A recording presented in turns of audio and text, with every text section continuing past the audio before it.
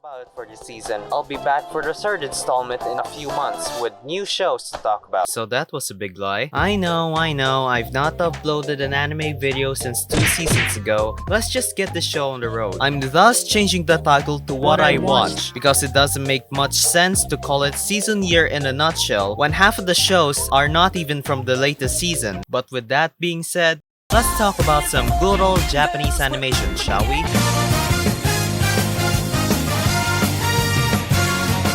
This is just Yuri bait with orchestral elements in it. I mean, look at this. Oh, that's a Yuri. Quite Yuri as well. Oh, for the love of God, just kiss already. For real though, this show just makes me want to blow some instruments. Being part music anime, the pieces sound really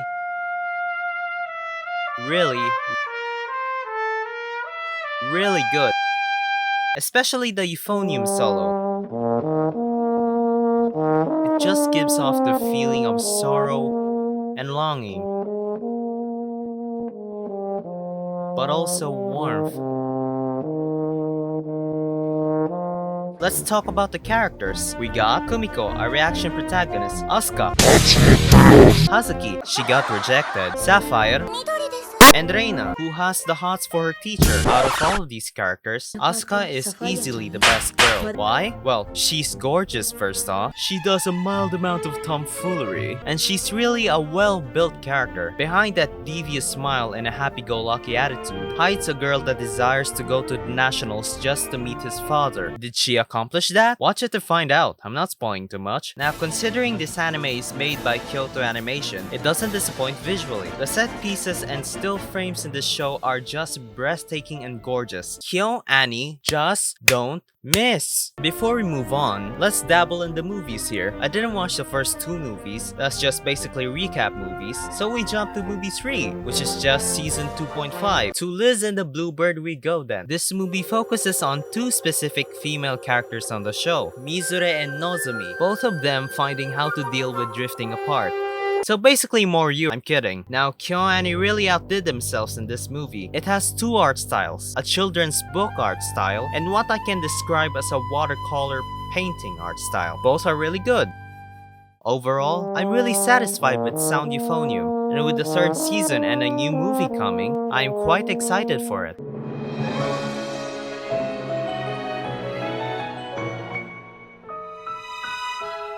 So I got attracted to this show for 2 main reasons. Firstly, because I want to become a theater actor and this anime kinda has some theater elements to it, I guess. And second, I actually played the game based on it. It's your standard gacha game, but it's good. It is so good in fact that I made a video about its status effects. You should check it out. Anyway, this show in a nutshell is about some talented high school girls being theater actresses.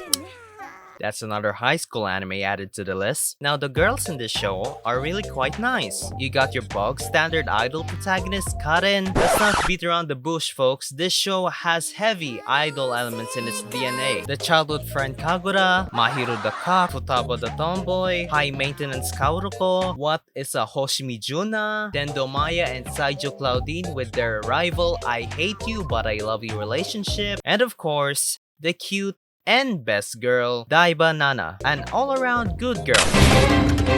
She can cook lots of banana dishes, has her very own catchphrase,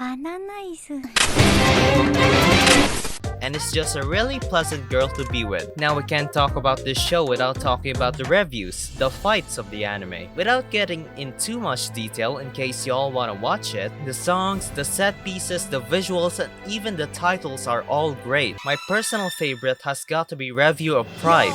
Mai's voice just has so much power, and the climax of the song is just over the goddamn moon.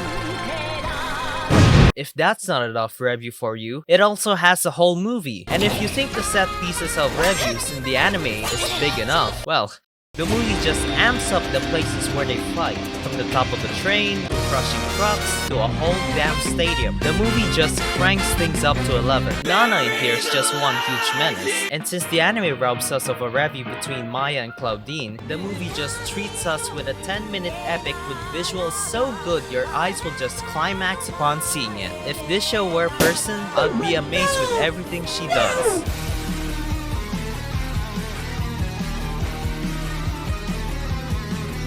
Another day, another season about this weak mofo getting the absolute crap beaten out of him, and just lots of crying. Seriously, I still can't believe how much this guy cries. Like, gentlemen, you can't cry. That's all fine and dandy. Just don't go overboard and become a faucet of salty water like Takemichi. F tier shonen protagonist, I swear. Fun fact, our main crew are middle schoolers. I mean, you already know that, but still. Yes, they look tough as all hell and will most definitely beat my dump truck in a fight. But let's not forget the fact that all of them are under 18. Actually, I looked up how old our antagonist of this season, Shiba Taiju, is. Because you look at this guy and you'll say, oh, he's the oldest sibling and he's built like Brock Lesnar, so surely he's above 18. He's 16. This guy is 16. How can you be 16 and be out for blood? Oh, by the way, her sister is 15. And the youngest, Hakai, is only 14. For real, they have intentions to kill and ride motorcycles, and yet they're not old enough to even vote. Now let's look at the ending. First off, Philippine representation. My Filipino watchers will be celebrating for that. And second, Mikey got shot. You see, in this timeline, everyone is dead, and Mikey got into a Call of Duty montage. So Takemichi goes back in time to do it all over again. If this show was a person, I would not believe everything they do, but also forget them immediately.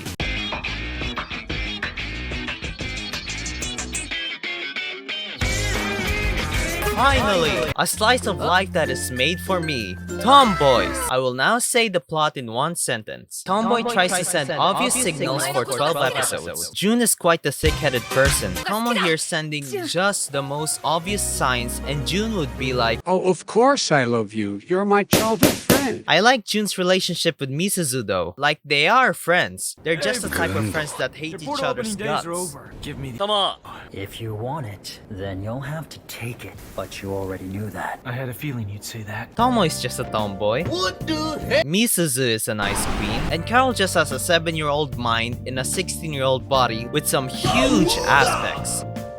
By the way, who's that Orihime looking over there? The high point is definitely episode 9. Carol getting spicy with June just to get her cousin, Ko, jealous. Damn, even the show has the slightest bit of incest. Overall, Tomo-chan is a Girl is basically this season's famous slice of life. If this show were a person, I'll be amused about their antics but will end up forgetting about them in 3 months.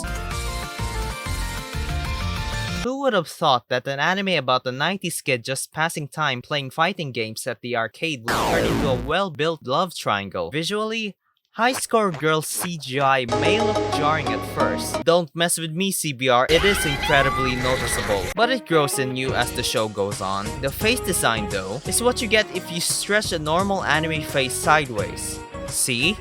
No difference. This show really makes you feel like a fellow 90s Japanese kid just wasting time at the arcades. And part of the reason it makes me feel like that is having names of actual arcade games and consoles. Fighting games are the main genre of this show, mainly Mortal Kombat, Virtual Fighter, Vampire Hunter, and of course Street Fighter 2 and its oh so many sequels. Street Fighter 2 The World Champion, Street Fighter 2 Champion Edition, Street Fighter 2 Turbo, Hyper Fighter, Super Street Fighter 2, Super Street Fighter 2 Turbo, Hyper Street Fighter 2, Super Street Fighter 2 Turbo HD Remix, Ultra Street Fighter 2 The Final Challengers. For the record, fighting games of any type are not my strong suit at all, but I like how one of my favorite characters is Guile. They gave this man so much personality. There are 2 main girls here, Ono and Hidaka. Ono obviously won in the end, and I absolutely agree with that decision. She's just not my pick, mainly because she doesn't speak a single word at all in the whole runtime of the show. All we got were grunts and humps. But I'll go with the blonde, smug, charming Hidaka as the best girl. You see, everything in the show is extremely good. If only it sticks the landing. Not to say the ending is bad, there's nothing wrong with an ending that lets you use your imagination. But Blue Jesus forgive me, I would have loved it more if they at least shown a time skip as the ending. How this show ends is basically a cliffhanger. I seriously thought there was more because it seems it had at least 1 more episode to end it on. But nope, Ono just flies away after Yaguchi promises to marry her in the future. Some may find that a good ending, but I don't. Here's an analogy to end it on. It's like you're child being the best in class only to find out he's doing drugs at the end. Okay, that may be a bit too extreme for an analogy, but let's move on.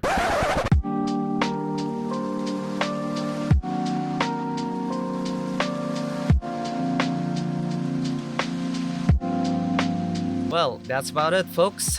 I hope you enjoyed this video. It was a long edit session, but it was a blast making it. I'll make a video about the previous season as a sorry for not making one. Like this video, for it is much appreciated. Comment, I'd like to hear your feedback, and subscribe. I'll see you in the next one. Jane!